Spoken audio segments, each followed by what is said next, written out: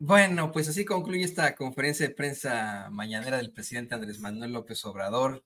Ya, hasta cerraron la toma. Han sido conferencias muy áridas últimamente, así nos lo planteaba desde su momento el queridísimo Diego Elías Cedillo, atípicas, en las que el presidente ahora sí se explaya y le explica a usted una serie de datos históricos, políticos, ante pues preguntas que a veces no tienen nada que ver con lo que él está planteando, pero bueno, desarrolla muy bien sus respuestas al plantear esto. Y hoy fue interesante e importante por los datos que se dieron a conocer en primer lugar sobre la vivienda.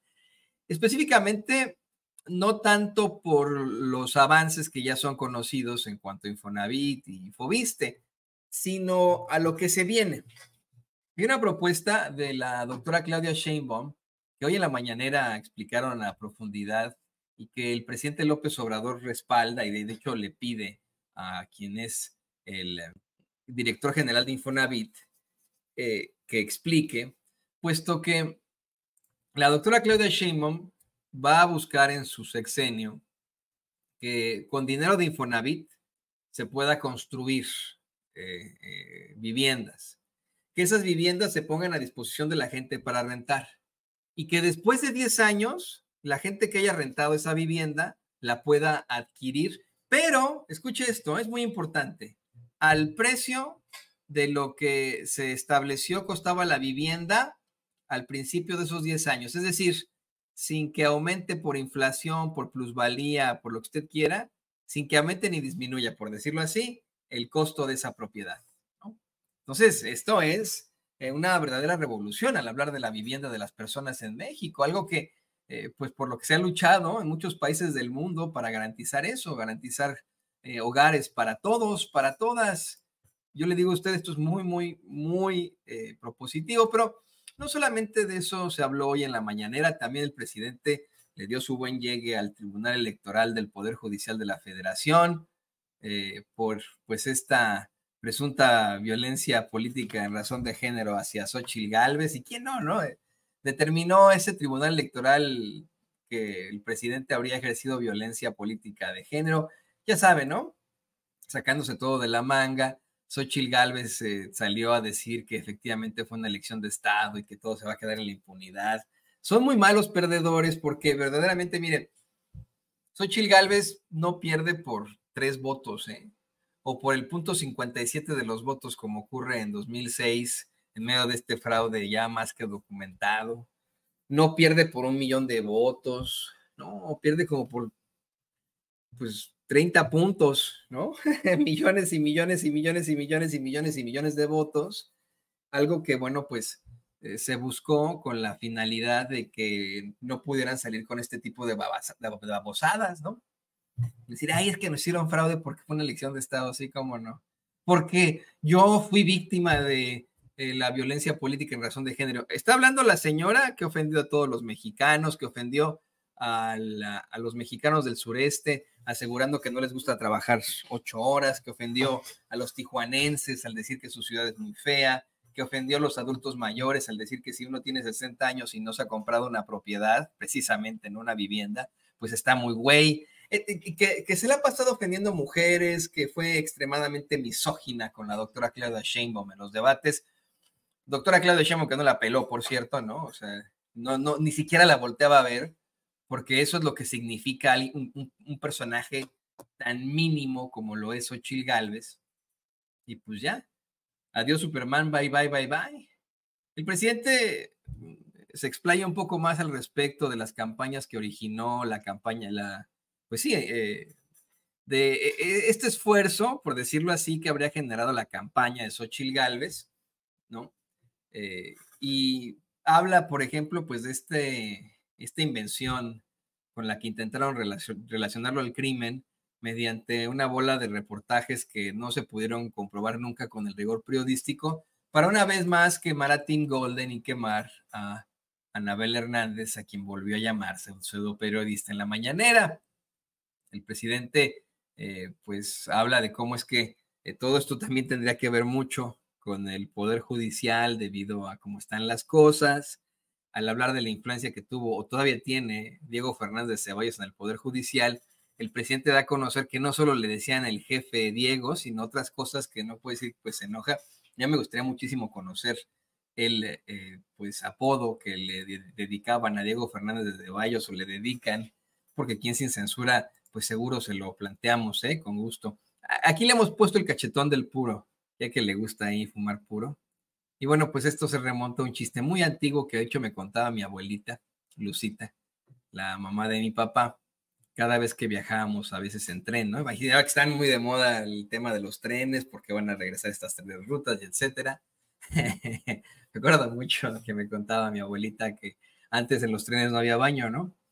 Entonces, pues cuando alguien tenía, tenía que hacer una situación muy escatológica, le ofrezco disculpas, tenía que hacer de sus necesidades, pues ni modo, tenía que sacar el cabús por el cabús, ya que sí le dicen a al último vagón del tren, se le dice cabús, y así se le dice también al trasero, a las nalgas, ¿no? Entonces, bueno, tenía que sacar el cabús por el cabús, y que en una de esas el ingeniero maquinista le gritó a quien pensaba que era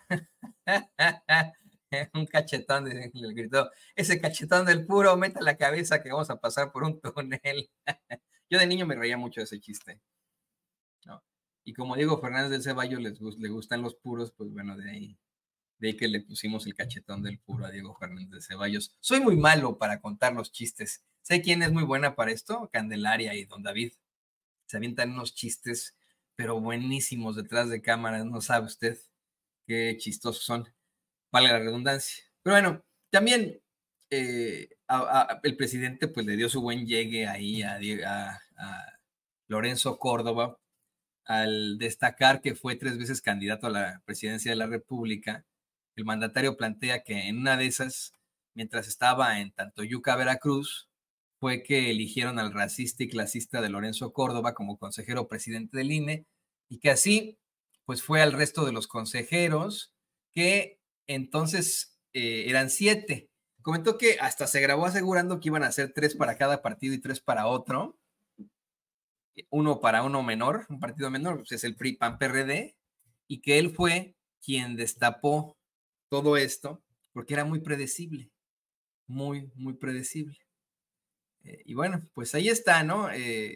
Casi en su totalidad la mañanera también celebró la designación de Lázaro Cárdenas Batel como nuevo secretario de la Presidencia de la República en el gobierno de la doctora Claudia Sheinbaum, pero advirtió que la que va a seguir sorprendiendo con sus nombramientos es la misma doctora Claudia Sheinbaum. Eh, Mientras hablaba de estos nombramientos y de cómo han sido tomados por la prensa mexicana, por los medios corporativos, aprovecha para burlarse, ¿no? De, por ejemplo, el chayotero mayor Joaquín López Dóriga, el pseudoperiodista Carlos Loret de Mola y de Carmen Aristegui, al pedirles que pues, ya no se enojen, ¿no? Que ya no se enojen. Dice que de por sí ya no los escucha mucho porque pues no es que no quiera enterarse, sino que tiene mucho trabajo y son muy predecibles, pero que ahora menos porque al país le va a ir muy bien, va a quedar en muy buenas manos y tendrá tiempo para escribir sobre estas cosas. También le preguntan ahí al presidente Pedro Villaicaña del Universal, porque es la nota que llevan hoy en primera plana, ahorita vamos a platicar, ¿no? Ya sabe que tienen que llevar sus temas ahí a la mañanera.